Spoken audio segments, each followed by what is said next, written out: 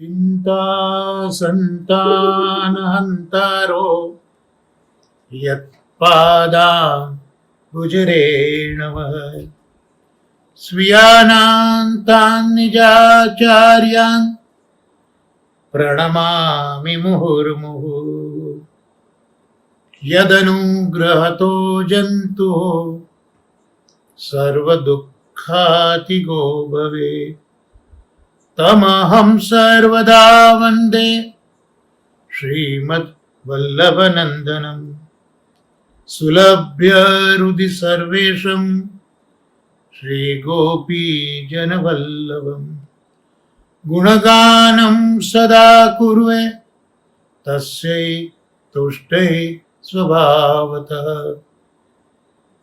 वन्दे नन्द व्रजस्त्रीणां पादरेणुमभीक्ष्णशः यासां हरिकथोद्गीतं पुनाति भुवनत्रयं। શ્રી મહાપુજીની કૃપાથી પરમ ભાગવત શ્રી નમિતપ્રિય શાસ્ત્રીજી અને પૂજ્ય કીર્તનભાઈ શાસ્ત્રીના આશીર્વાદથી આપણે ભાગવતાર્થ પ્રકરણમાં પહેલો જે સ્કંદ છે એમાં પ્રથમ અધ્યાયનો અર્થ આપણે જોઈ રહ્યા છે. 23 શ્લોકો છે પ્રથમ અધ્યાયના, પણ એ 23 જે શ્લોકો છે, વાક્યો છે, એનો અર્થ આપણે સમજીએ તો એ જ અધ્યાયનો અર્થ બને. શ્રી મહાપ્રભુજીએ 43મી કારિકાથી 46મી કારિકા સુધી આ સૂત્રાત્મક ભાષામાં આ પ્રથમ અધ્યાયનો અર્થ સમજાયો. એમાં 43મો અને 43મો શ્લોક પ્રભુદયાથી આપણે છેલ્લા 2 શુક્રવારથી જોઈએ છે. અને એમાં કહ્યું હતું કે આ જે પ્રથમ અધ્યાય છે એમાં મહાપ્રભુજી એક તો મંગલાચરણ બતાવે છે, બીજો ભાગવતનો ઉત્કર્ષ બતાવે છે, આ ભાગવતનો પ્રસંગ કઈ રીતે ક્યાં થયો તે બતાવે છે, સૂતજીની જે સ્તુતિ કરી, વખાણ કરે શૌનકે, તે બતાવે છે, સાધારણ પ્રશ્ન અને હેતુ પ્રશ્ન. આ 43 અને 43મી કારિકામાં આપણે અત્યાર સુધી જોયું. હવે 44મી કારિકામાં આપણે જોઈએ છે કૃષ્ણે ચતુર્ધા વેદે તુ દ્વયમ, કૃષ્ણે ચતુર્ધા વેદે તુ દ્વયમ તેન દ્વિધા મતમ. એટલે આટલી વસ્તુ કયા પછી મંગલાચરણ, ભાગવતનો ઉત્કર્ષ, પ્રસંગ ભાગવતનો, સૂતના વખાણ, સાધારણ હેતુ પ્રશ્ન, આટલું કયા પછી અહીંયા છે મહાપ્રભુજી સમજાવે છે કે આમાં જે સાધારણ હેતુ પ્રશ્ન છે, એમાં જે પ્રથમ પ્રશ્ન છે અને બીજો પ્રશ્ન છે સાધારણ પ્રશ્ન છે. તો એમાં જે સાધારણ પ્રશ્નમાં પહેલો પ્રશ્ન પૂછ્યો, એકાંતત શ્રેય અમને કહો, એ ધર્મ વિષયક છે. અને બધા જ શાસ્ત્રોનો સાર અમને કહો, આ બીજો પ્રશ્ન જ્ઞાન વિષયક છે. અને શા માટે આ 2 પ્રશ્નો છે તે પણ આપણે જોયું હતું કે વેદ છે એ 2 વિભાગનો છે, પૂર્વકાંડ અને ઉત્તરકાંડ. પૂર્વકાંડમાં ધર્મ સંબંધી વિચાર છે અને ઉત્તરકાંડમાં જ્ઞાન સંબંધી વિચાર છે. એટલે જ જે સૂત્રો લખાયા એમાં વેદની અંદર પૂર્વકાંડમાં અથતો ધર્મ જિજ્ઞાસા, ત્યાં ધર્મની જિજ્ઞાસાની વાત કરી છે, અને જે ઉત્તરકાંડ છે જ્ઞાનકાંડ, ત્યાં કહે છે કે અથતો જ્ઞાન જિજ્ઞાસા અથવા બ્રહ્મ જિજ્ઞાસા.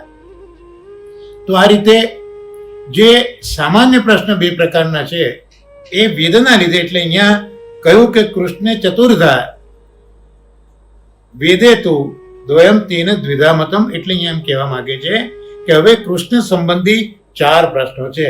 કૃષ્ણે ચતુર્ધા એટલે આ 2 પ્રશ્નો જે થયા, સામાન્ય પ્રશ્ન અને હેતુ પ્રશ્ન, એમાં સામાન્યમાં પણ ધર્મ વિષયક અને જ્ઞાન વિષયક આ 2 પ્રશ્નો થયા.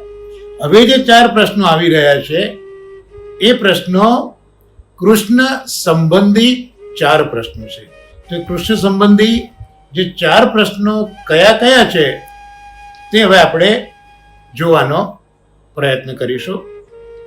તો 11.5 શ્લોક સુધીમાં અત્યાર સુધી જે આપણે વિચાર કર્યો કે મંગલાચરણ, શ્રી ભાગવતનો ઉત્કર્ષ, ભાગવતનો પ્રસંગ, સૂતજીના વખાણ, સાધારણ પ્રશ્ન, હેતુ પ્રશ્ન, આ જે છે એ જે શ્લોકો છે, શ્લોકો પૈકી જે 11.5 શ્લોકો છે, કુલ 23 શ્લોકો મેં કયા કે પ્રથમ સ્કંદના પ્રથમ અધ્યાયમાં બિરાજે છે, એ પૈકીના 11.5 શ્લોકોના જે વાક્યાર્થ થયો, એટલો જે અધ્યાયનો અર્થ થયો તે આપણે અત્યાર સુધી જોયો. હવે કૃષ્ણ સંબંધી 4 પ્રશ્નો એની વાત આપણે 44માં કારિકામાં છે. તો ત્યાં હવે 12મો શ્લોક જોઈશું. ત્યાં એવું કહે છે, સૂત જાનાસી ભદ્રમ તે ભગવાન સાત્વતામ પતિ દેવક્યામ વસુદેવસ્ય જાતો યસ્ય ચિકીર્ષયા.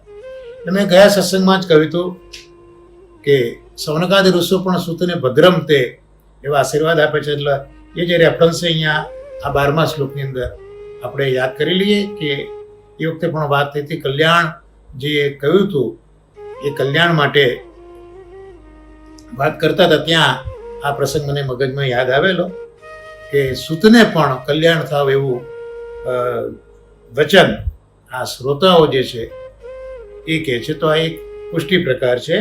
તો કહે છે કે સૂત જાના છે એટલે આ જે પ્રશ્નો પૂછ્યા, સામાન્ય પ્રશ્ન, હેતુ પ્રશ્ન પૂછ્યા, અને બીજું આગળ પૂછવું છે એટલે સૂતજીના મુખારવિંદ ઉપર જે પ્રસન્નતા છે એ જોઈને સૌનકાદિ ઋષિને લાગ્યું કે આપણે જે પૂછવા જઈ રહ્યા છે એ ચોક્કસ સૂતજી જાણે જ છે.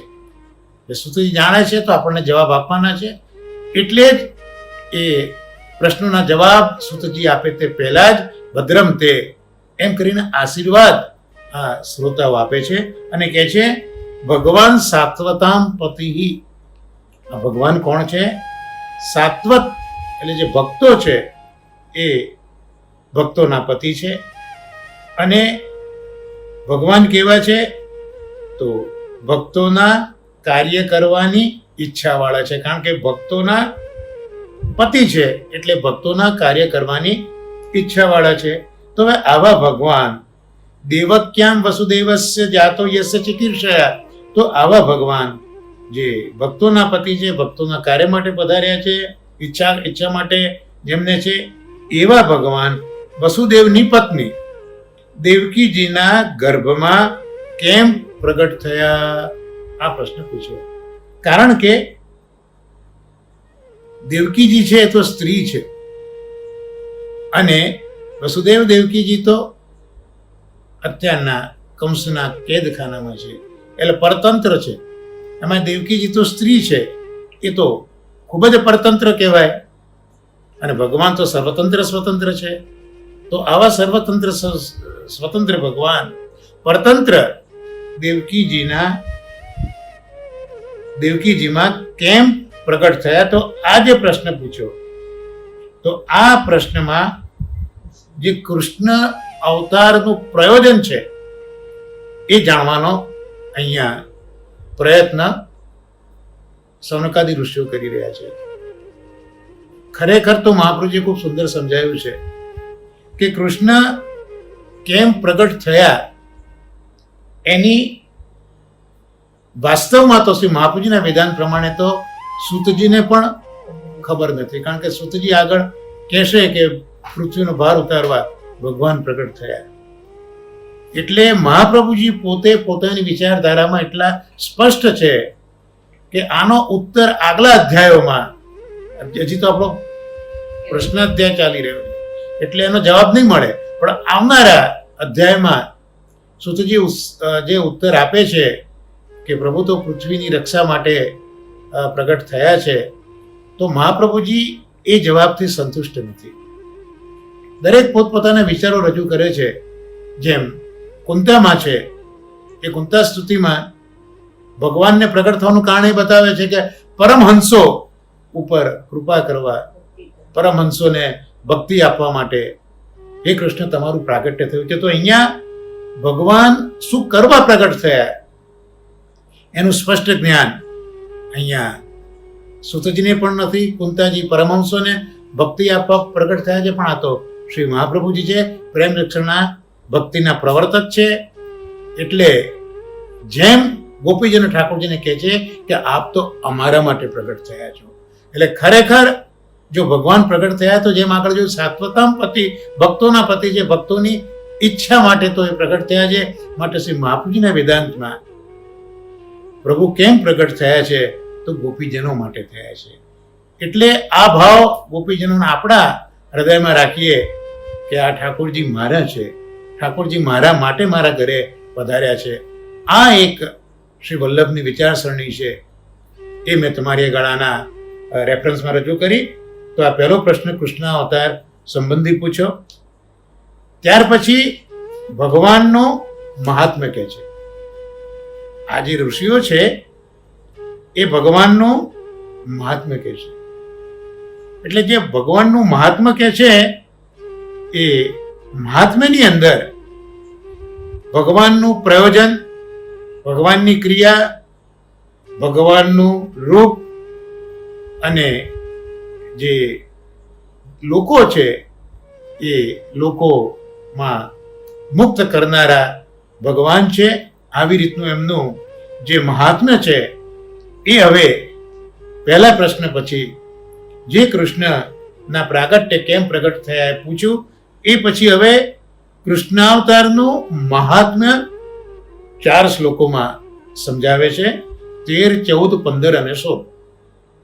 12મા પ્રશ્નમાં પ્રશ્ન પૂછ્યો ત્રીજો, અને હવે 13, 14, 15, 16 શ્લોકમાં જે કૃષ્ણ સંબંધી પ્રશ્ન પૂછ્યો છે એના મહાત્મ્યની વાત કરે છે કે ભગવાન વૈકુંઠમાંથી અહીંયા પધાર્યા છે, અને એ પધારેલા ભગવાન પ્રાણી માત્રનું ઐહિક અને પારલૌકિક આ બંને સિદ્ધ કરે છે.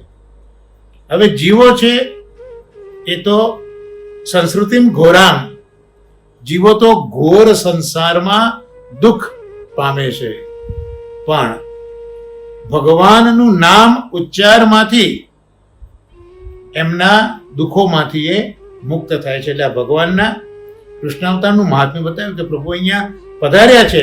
કેમ? પ્રાણી માત્રના ઐહિક આલોક અને પરલોકને સુધારવા. અને જીવો કેવા છે? તો જીવો આ ઘોર સંસારમાં દુઃખ પામે છે, પણ યન્નામ વિવસ્વ ગૃણન તત સદ્યો વિમુચ્યેત, પણ ભગવાનનું નામ તમે ઉચ્ચારો એ સાથે જ દુઃખમાંથી મુક્ત થાય છે. એટલે જીવો જે ઘોર સંસારમાં દુઃખ પામે છે એ આ ભગવાનનું નામ ઉચ્ચારતા જ દુઃખમાંથી મુક્ત થાય છે. આ કૃષ્ણાવતારનું મહાત્મ્ય બતાવે છે. એટલે જ નારદે પણ ભક્તિદેવીને કહ્યું હતું કે કૃષ્ણના ચરણારવિંદનું સ્મરણ કરો, તમારા દુઃખ જતા રહેશે. તો અહીંયા સંસારથી દુઃખી જીવો પણ ભગવાનના નામનો ઉચ્ચાર કરે છે, સાથે જ દુઃખમાંથી મુક્ત થાય. જરા પણ વાર નથી લાગતી. ભગવાનનું નામ બોલો, એ નામ સ્વરૂપે ભગવાન પ્રગટ થઈને દુઃખો દૂર કરે છે. પછી આગળ કહે છે કે બધા જે છે એ બધા તો કાલથી ડરે છે. કાલથી કોણ નથી ડરતું? બધા જ ડરે છે. પણ જે કાલ છે એ કાલ પ્રભુથી ડરે છે. આ પ્રભુનું મહાત્મ્ય અહીંયા બતાવ્યું કે કાલ જે છે એ પ્રભુથી ડરે છે. આવા ભગવાનનો ચરણનો આશ્રય કરીએ તો યત પાદ સંશ્રયા, આવા ચરણનો આશ્રય કરતા જે જ્ઞાની ભક્તો છે એ પવિત્ર થાય છે. ભગવાનનો જે યશ છે કલિમલાપહમ, ભગવાનનો યશ એ કલિયુગના મળને દૂર કરે છે. તો આ રીતે આ જે 4 શ્લોકો છે 13, 14, 15 અને 16 એની અંદર ઠાકોરજીનું મહાત્મ્ય બતાવ્યું. કયું મહાત્મ્ય બતાવ્યું? કે એક તો ઘોર સંસારમાં દુઃખી લોકો એમના નામથી મુક્ત થાય છે. બીજું, યત બિલેથી સ્વયંભવમ ભયમ, બધા કાળથી ડરે પણ કાળ પણ ભગવાનથી ડરે છે. અને યત પાદ સંશ્રયા, અને આવા ભગવાનના ચરણનો જે આશ્રય કરે છે તેમાં જે જ્ઞાની ભક્તો છે એ તો તરત પવિત્ર થઈ જાય છે. અને આવા ભગવાનનો યશ કલિમલાપહમ, કલિયુગના મળને દૂર કરે છે. આમાં 4 શ્લોકમાં કૃષ્ણાવતારનું મહાત્મ્ય કહ્યું. હવે 17મો શ્લોક જોઈએ તો ત્યાં જે વાત કરી આપણે આગળ કે ભગવાન સંબંધી જે પ્રશ્નો છે એમાં પ્રયોજન, ક્રિયા એ પણ બતાવી છે. તો હવે અહીંયા 17મા શ્લોકમાં કહ્યું કે તસ્ય કર્માણ્યુદારાણી પરિગીતાની સૂરિભિઃ ગૃહિણઃ સરદદ્ધાનાનામ લીલાયા દત્ત કલહા. એટલે ભગવાન લીલા માત્રથી, લીલા કોને કહેવાય? અનાયાસ હર્ષપૂર્વક થતી ચેષ્ટા, ભગવાનને એમાં જરા પણ શ્રમ પડતો નથી, એને લીલા કહેવાય. તો લીલા માત્રથી ભગવાન અનેક કલાઓને ધારણ કરે છે, અનેક લીલાઓ કરે છે. આવા ભગવાનના અમને ઉદાર કર્મો અમને કહો. તો પ્રભુના પ્રાગટ્ય સંબંધી પ્રશ્ન, પછી 4 શ્લોકમાં ભગવાનના કૃષ્ણાવતારનું મહાત્મ્ય ગાયું, અને આવા ભગવાનની ક્રિયા પૂછી કે લીલા માત્રથી કલાઓ ધારણ કરે છે, તો આ ભગવાને જે કર્મો કર્યા છે, જે ક્રિયાઓ કરી છે તે અમને કહો. 18મા શ્લોકમાં હવે કહે છે કે ભગવાન લીલાઓ તો કરે છે, કલાઓને ધારણ કરે છે, પણ ભગવાન આ લીલાઓ કઈ રીતે કરે છે? તો ત્યાં કહે છે આત્મમાયયા. 18મા શ્લોકમાં આત્મમાયયા, ભગવાન આત્મમાયા વડે લીલાઓ કરે છે. તેનાથી લોકોનું કલ્યાણ થાય છે. આથી કથા શુભ અવતાર, આથી તેમની શુભ અવતાર કથા માટે હવે અહીંયા કહે છે. આમ 2 શ્લોકોથી ચોથો પ્રશ્ન થયો. કયા 2 શ્લોકો? 17મો શ્લોક અને 18મો શ્લોક. 17મા શ્લોકમાં ભગવાનના ઉદાર કર્મો એવું કહ્યું, અને પછી ભગવાનની શુભ અવતાર કથાઓ કહો. તો આ 2 શ્લોકથી પાછો જે પ્રશ્ન પૂછ્યો એ ચોથો પ્રશ્ન થયો. એટલે આપણે પાછું રિટ્રોસ્પેક્ટિવલી જોઈ લઈએ. 6 પ્રશ્નમાંથી પહેલો પ્રશ્ન એકાંતત શ્રેય કહો. બીજો પ્રશ્ન જે શાસ્ત્રો છે એનો સાર કહો. ત્રીજો પ્રશ્ન આજે જોયો કે દેવકીજીના ઉદરમાં કૃષ્ણ કેમ પ્રગટ થયા. અને ચોથો પ્રશ્ન આપણને અહીંયા એ મળ્યો કૃષ્ણના મહાત્મ્યનું ગાન, અવતારનું ગાન મહાત્મ્ય કહેતા ચોથો પ્રશ્ન મળ્યો કે ભગવાનની અવતાર કથાઓ, ઉદાર કર્મો અને ભગવાનની અવતાર કથાઓ અમને કહો. તો આ 17 અને 18મા શ્લોકમાં આ ચોથો પ્રશ્ન થયો. હા, યાદ રાખજો. અને હવે 19મા શ્લોકમાં પોતે રજૂ કરે છે કે આ ભગવાન તો ઉત્તમ શ્લોક છે, એટલે જેના ગુણાનુવાદ આપણે ગાયા જ કરીએ એવા ઉત્તમ શ્લોક ભગવાન છે. એના પરાક્રમો અમે સાંભળીએ છીએ, પણ એનાથી અમે તૃપ્ત થતા નથી. આવી રીતનું અહીંયા એ કહેશે કે અમે સાંભળીએ છીએ પણ એનાથી અમને તૃપ્ત થતા નથી. સ્વાદુ પદે પદે પદે પદે અમને તો આનંદ મળે છે, પણ એ તૃપ્તિ થતી વયમ તુન વિતૃપ્યામ, અમે વિતૃપ્ત જ રહીએ છીએ આવા ઉત્તમ શ્લોક ભગવાનના પરાક્રમ સાંભળતા. તો આ 20મા શ્લોકમાં, આ 19મા શ્લોકમાં આ ઉત્તમ શ્લોક ભગવાનના પરાક્રમથી તે ધરાતા નથી. જેમ આપણે ત્યાં પણ પદો છે, કમલ મુખ દેખત તૃપ્તિ ન હોય. સુહાના પદોમાં છે કમલ મુખ દેખત તૃપ્ત ન હોય, ભગવાનનું મુખ જોઈએ પણ આનાથી તૃપ્તિ થતી નથી. એમ અહીંયા ઋષિઓ પણ ભગવાનની પરાક્રમની કથાઓ સાંભળીને તૃપ્ત થતા નથી. હવે 20મા અધ્યાયમાં કહ્યું કે ભગવાને બળદેવજી સાથે જે કર્મો કર્યા છે એ લોકોથી થઈ શકે તેવા નથી.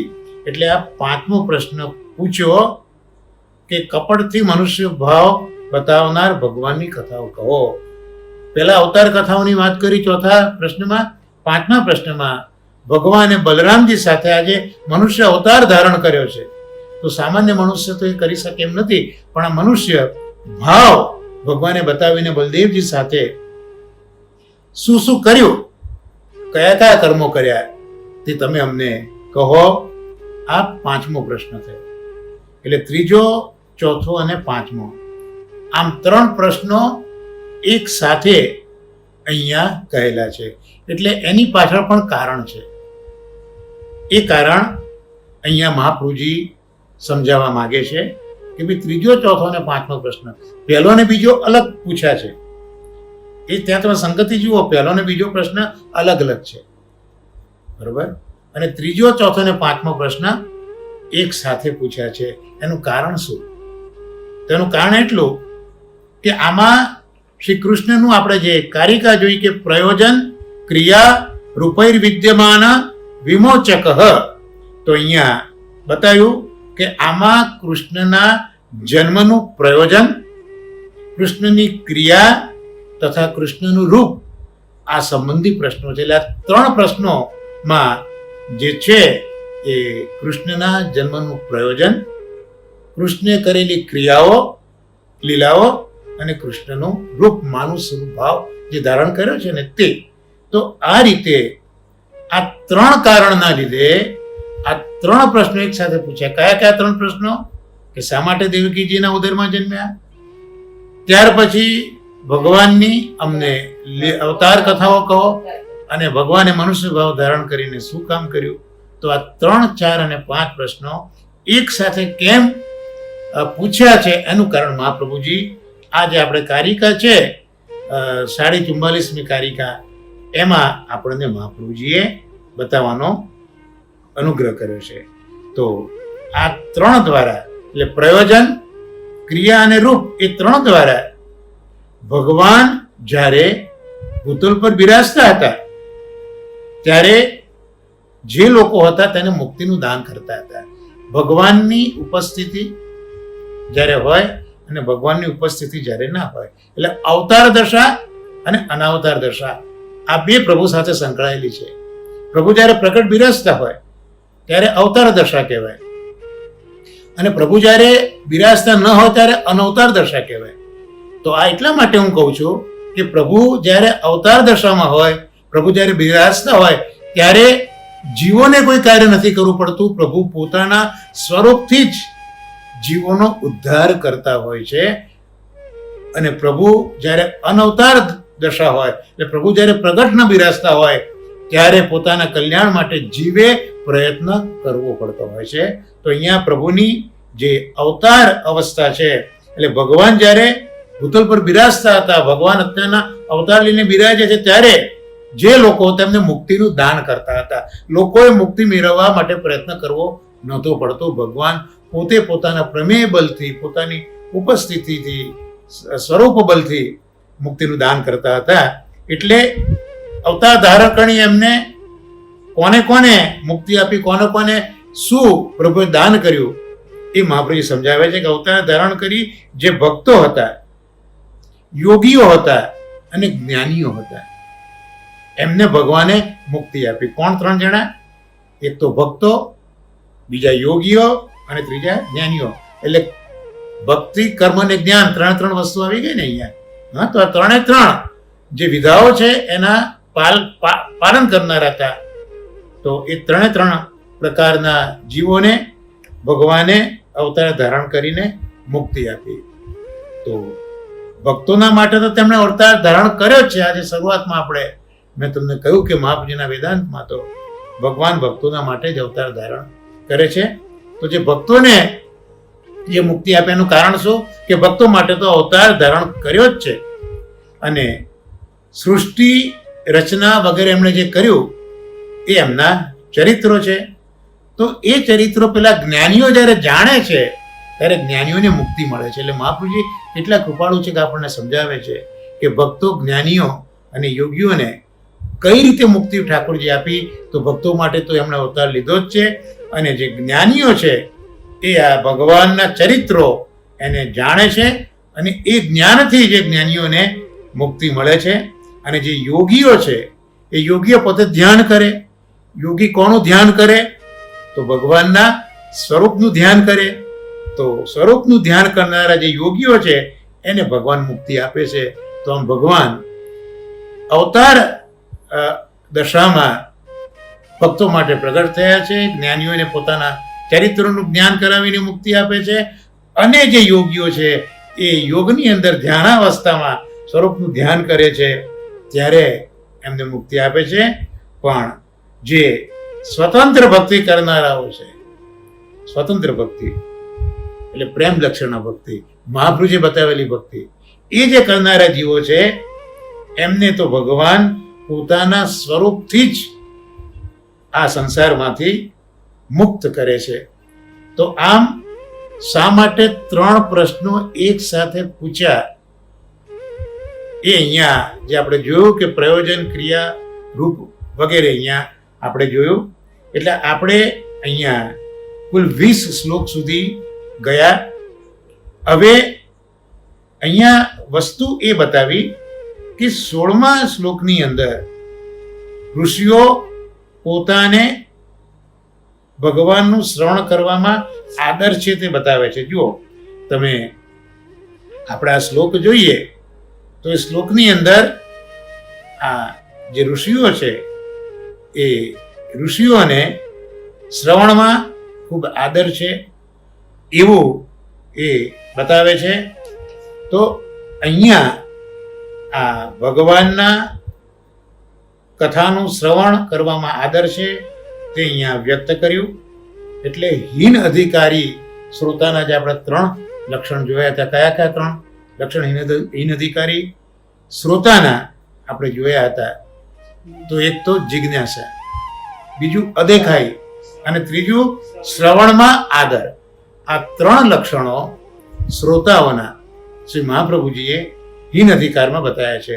તો આ જે ઋષિઓને ભગવાનનું શ્રવણ કરવામાં આદર છે એ અહીંયા પોતાના હીન અધિકારને અહીંયા આ ઋષિઓ વ્યક્ત કરે છે એવું અહીંયા મહાપ્રભુજી આપણને સમજાવે છે. હવે 21મા શ્લોકને જોઈએ કે ઋષિઓ જાણે છે કે હવે કલિયુગનો પ્રવેશ થયો છે. કલિમાગત માજ્ઞાય, ઋષિઓ જાણે છે કે હવે કલિયુગનો પ્રવેશ થયો છે અને પોતાની સ્વયોગ્યતા અને અધિકાર બતાવતા એ કહે છે, આ ઋષિઓ આ કલિયુગની વાત કરીને હવે પોતાની યોગ્યતા બતાવવા માંગે છે સૂતજીને કે અમે શ્રવણ કરવા માટે અધિકારી છીએ. આગળ તો લક્ષણ બતાવી જ દીધું છે કે શ્રવણમાં આદર છે, પણ આ પ્રશ્નોનો જવાબ અમારે સાંભળવા માટે પણ અમારી યોગ્યતા છે એ બતાવવા માટે કહે છે કે અમે બધા જ કર્મ છોડી દીધા છે. કારણ કે જેને ભાગવત શ્રવણ કરવું હોય ને એને સંસારમાં વૈરાગ્ય જોઈએ, તો જે ભાગવત ફલિત થાય. એટલે અહીંયા ઋષિઓ છે યજ્ઞ વગેરે કર્મ કરે છે તો એ પોતાના વૈરાગ્યને બતાવવા માટે કહે છે કે અમે બધા કર્મ છોડીને આ કથારૂપ દીર્ઘ સત્ર વડે આ વૈષ્ણવ ક્ષેત્રમાં અમે બેઠા છે. એટલે 21મા શ્લોકમાં પોતાની જે યોગ્યતા છે, આ કલિયુગમાં યોગ્યતા છે તે અહીંયા બતાવે છે. અને 22મા શ્લોકમાં એ પોતે કહે છે કે આ કલિકાલ છે એને તરવો બહુ જ મુશ્કેલ છે. દુસ્તરમ કલિમ સત્વહરમ પુંસામ, આ કલિયુગ છે એને પાર કરવો એ બહુ મુશ્કેલ છે અને અમારે તો આ કલિરૂપી સાગરને તરવો છે. એટલે અમે બધા તો એક નાવમાં બેઠેલા છે પણ એનો નાવિક અમારી પાસે નથી. એટલે અમારી સ્થિતિ અત્યારના આ ભવસાગર પાર કરવા માટે નાવમાં બેઠેલા એ યાત્રિકો છે કે જેનો નાવિક એ નાવમાં નથી. અને સુતજીને કહે છે કે ભગવદ ઈચ્છા તો જુઓ કે તમે જ અમારા નાવિક થઈ અને અમારા માટે જ તમે પધાર્યા છો. એટલે અહીંયા 19મા શ્લોકથી 22મા શ્લોક સુધીમાં જે ઋષિઓ છે એ પોતાની જે યોગ્યતા છે ભાગવત શ્રવણ માટેની એ બતાવે છે. એટલે આપણે જો આ કારિકાઓ જોઈએ તો 45મી કારિકામાં શ્રવણાદર મધ્યાસ્તે 3 પ્રશ્નાઓ ક્રમાત કૃતાઃ, એટલે જે 3 પ્રશ્નો કર્યા એમાં એમનો શ્રવણ આદર બતાવ્યો છે. અને ત્યાર પછી બતાવનાર જે બધા શ્લોકો છે એ શ્લોકોમાં એ પોતે પોતાની જે યોગ્યતા છે એ યોગ્યતા સૂતજીને બતાવી રહ્યા છે, જેથી પોતે અધિકારી છે એવું નક્કી થાય. એટલે 19 થી 22 શ્લોક સુધીમાં ઋષિઓ પોતાની યોગ્યતા ભાગવતના શ્રવણ માટે છે એવું નક્કી કરે છે. અને હવે છેલ્લો શ્લોક 23મો, જેમાં છઠ્ઠો પ્રશ્ન છે, બ્રૂહી યોગેશ્વરે કૃષ્ણે બ્રહ્મણ્યે ધર્મ વર્મણિ સ્વામ કાષ્ટા મધુનુપેતે ધર્મ કમ શરણમ ગત. યોગેશ્વર શ્રી કૃષ્ણ જ્યાં સુધી ભૂતલ પર બિરાજ્યા ત્યાં સુધી એ પોતે ધર્મનું રક્ષણ કરતા હતા, કારણ કે પોતે યોગેશ્વર છે. એટલે ભૂતલ પર બિરાજ્યા ત્યાં સુધી 125 વર્ષ ભૂતલ પર બિરાજ્યા છે, ત્યાં સુધી ધર્મનું રક્ષણ કર્યું છે, કારણ કે બ્રાહ્મણોના હિતૈષી છે.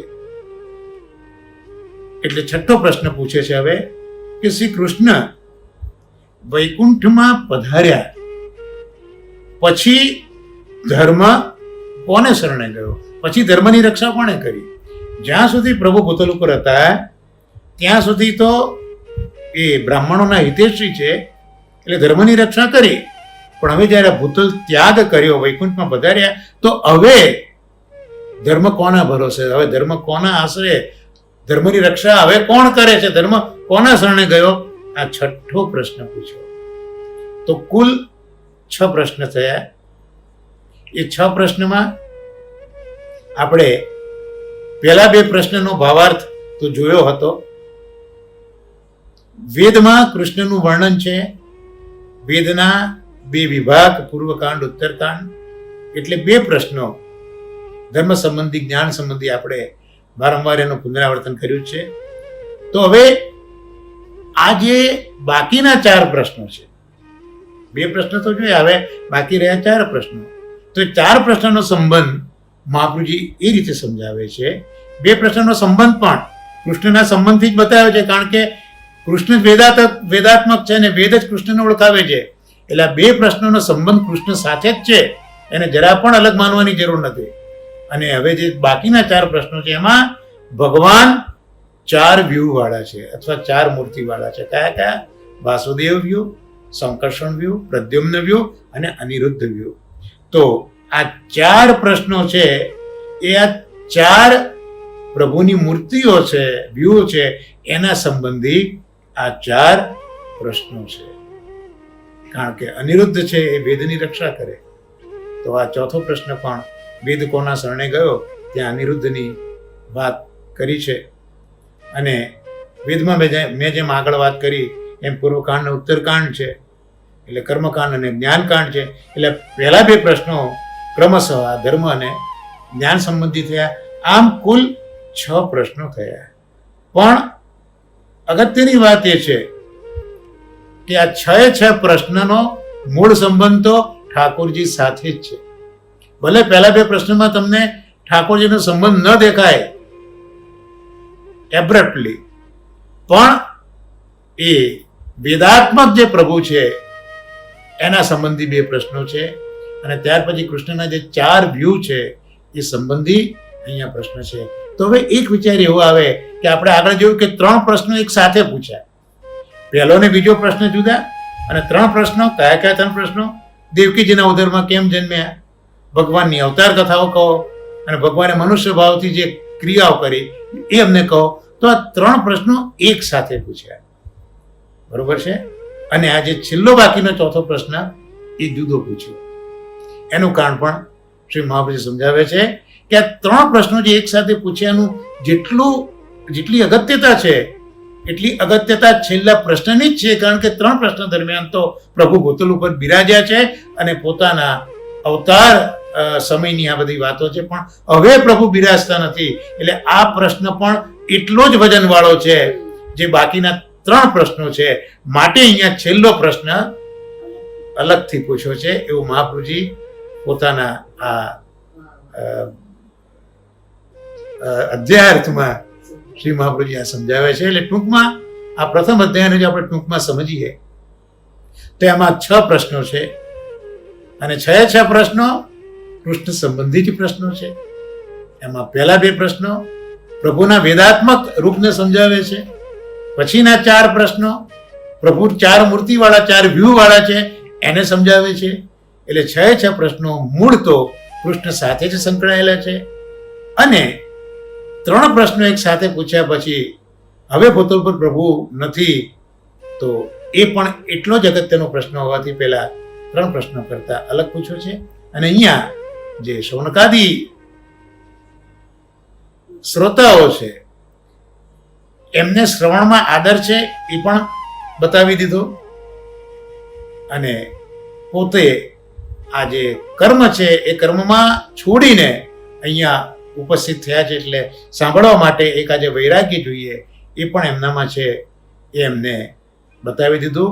તો આ પ્રથમ સ્કંદનો પ્રથમ અધ્યાય એનો જે અધ્યાય છે એ આવી રીતે અહીંયા આપણે સમજવાનો પ્રયત્ન કર્યો. ટૂંકમાં આ પહેલા અધ્યાયમાં પ્રથમ અધિકારી શ્રોતા સૌનકાદી ઋષિઓ અને જેણે શ્રીમદ ભાગવતનું શ્રવણ કર્યું છે એવા વક્તાનું નિરૂપણ અહીંયા, કારણ કે સુતજી અહીંયા વક્તા બરોબર છે પણ એ સુતજીએ પણ ભાગવતનું શ્રવણ કર્યું છે પછી વક્તા બન્યા છે. એટલે પહેલા અધ્યાયમાં પ્રથમ અધિકારી શ્રોતા અને જેમણે ભાગવતનું શ્રવણ કરીને વક્તા બન્યા છે એવા વક્તાનું નિરૂપણ અહીંયા પ્રથમ અધ્યાયમાં કર્યું છે. તો આગળ દર્શાવ્યા મુજબ મહાપ્રભુજીએ 3.5 કારિકાઓ વડે પહેલા અધ્યાયનો અર્થ આપણને સમજાયો. એટલે આપણે 43મી કારિકાથી 46 જે કારિકાઓ છે આટલી કારિકાઓમાં આમ તો કેટલા નાના નાના કારિકાઓ છે પણ જુઓ એના ઉપર આ પુરુષોત્તમજી લેખવાળા ઇત્યાદિ જે આચાર્યો થઈ ગયા છે સમર્થ આચાર્યો એમણે આ કારિકાઓના બિટવીન ધ લાઇન્સ મહાપ્રભુજી શું, કારણ કે મહાપ્રભુજી વાણી સૂત્રાત્મક છે, બધાને સમજાવી નથી. જેમ ગાગરમાં સાગર ભરાય એમ મહાપ્રભુજીએ આ પહેલા અધ્યાયનો અર્થ ખાલી આ 43 થી 46મી કારિકામાં આ પહેલા અધ્યાયનો અર્થ શ્રી મહાપ્રભુજી આપણને રજૂ કર્યો છે. પણ આપણને આ બધા પુરુષોત્તમજી દેખવાળા ઇત્યાદિ જે આચાર્યો થયા છે સમર્થ આચાર્યો એમણે આ મહાપ્રભુજીના વેદાંતને મહાપ્રભુજીની સમજને આપણી સુધી પહોંચાડી છે. તો આ રીતે 3.5 કારિકાઓ વડે આપણે પહેલા અધ્યાયનો અર્થ જોયો. તો પ્રથમ સ્કંદનો પ્રથમ અધ્યાય એની આપણે આ 43મી થી 46મી કારિકાઓ જોઈ અને આ સત્સંગને અહીંયા વિરામ આપીએ અને આવતા શુક્રવારે મહાપ્રભુજી જેમ પ્રેરણા કરશે તે પ્રમાણે આગળ આપણે કરીશું. પણ મનથી એવું ઈચ્છું કે આ જે 6 પ્રશ્નો છે એ 6 પ્રશ્નો જો આપણે કંઠસ્થ કરીએ, ભલે એના સંસ્કૃત વાક્યો આપણને ન ફાવે પણ જો 6 પ્રશ્નોનો ક્રમ એ આટલું જો મહાપ્રભુજીની કૃપાથી આપણે કંઠસ્થ કરીએ તો મને એવું લાગે છે કે આજે આપણે ભાગવતાર્થ પ્રકરણની શરૂઆત મહાપ્રભુજી કરાવે છે તો એ કંઈક આપણામાં ફલિત થાય છે. આપનો બધાનો જે શ્રમ છે કે આટલો બધો તમારો અગત્યનો સમય અહીંયા આ ભાગવતના અધ્યયન માટે નિવેદિત કરો છો તો એમાં કંઈક મહાપ્રભુજી પ્રાપ્ત કરાવે છે એવો કંઈક તમને જો અહેસાસ થાય તો એ જોઈને મને પણ પોતાને મનથી સંતોષ થશે કે પ્રભુ જે કંઈ આ મારી પાસે સેવા કરાવે છે એ સેવાથી મને પોતાને આનંદ થશે. જેને આપણે કહીએ છીએ જોબ સેટિસ્ફેક્શન. તમારી જોબ નથી પણ અમારી ફરજ છે, મારું દાયિત્વ છે, અમારી સેવા છે તો એ સેવાનો સંતોષ મને ચોક્કસ મળે જો આટલું આપ વિચારીને કરો તો, સમય મળે તો. તો આવતા શુક્રવારે આપણે બીજા અધ્યાયનો જે અર્થ છે એ આવી જ રીતે પહેલા અધ્યાયના અર્થની જેમ મહાપ્રભુજી જેમ સમજાવશે એમ સમજાવવાનો પ્રયત્ન કરીશું. તો અહીંયા આપણે આપણા ભાગવતાર્થ પ્રકરણ સ્કંદ પહેલો અધ્યાયાર્થને અહીંયા વિરામ આપીએ. આશ્રન પદ બોલીએ.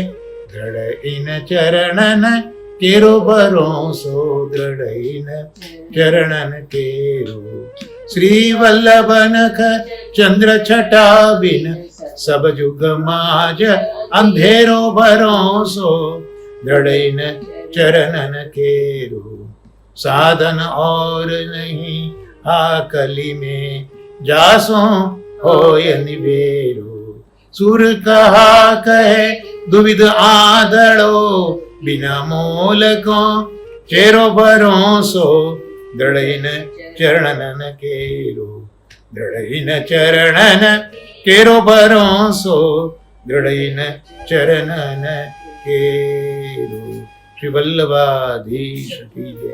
આજના આ સત્સંગને શ્રી મહાપ્રભુજીના ચરણ કમલમાં નિવેદિત કર્યા પહેલા એક નાની વિનંતી કરું. તેમણે મેં મારો ભાવ પ્રગટ કર્યો, 6 પ્રશ્નો આપ યાદ રાખજો. તો મારું એક નમ્ર સૂચન છે કે જ્યારે સમય મળે ત્યારે આવતા શુક્રવાર સુધીમાં આપ મારા પર્સનલ વોટ્સએપ ઉપર આપ જે અત્યારના મહાપ્રભુજીની કૃપાથી શાસ્ત્રીજીની આડેથી સાંભળી રહ્યા છો એ બધા તમારી મેળે એ 6 પ્રશ્નો તમારી ભાષામાં તમે મારા વોટ્સએપ ઉપર તમે લખીને જો મોકલશો તો મને બહુ આનંદ થશે. ભલે તમને કદાચ કંઠસ્થ ન હોય તો તમે જોઈને પણ એ પ્રશ્નો લખીને મને મોકલશો તો મને ખૂબ આનંદ થશે. બહુ મને ને વર્ષાને ખૂબ આનંદ થશે. તો આટલું જો તમને થાય તો તમે કરજો. એક મંગલ કામના એક શુભેચ્છા સાથે આજના સત્સંગને વિરામ આપીએ. મારા વર્ષાના આપ સર્વને ભગવત સ્મરણ વંદન. શ્રી વલ્લભાધીશ કી જય.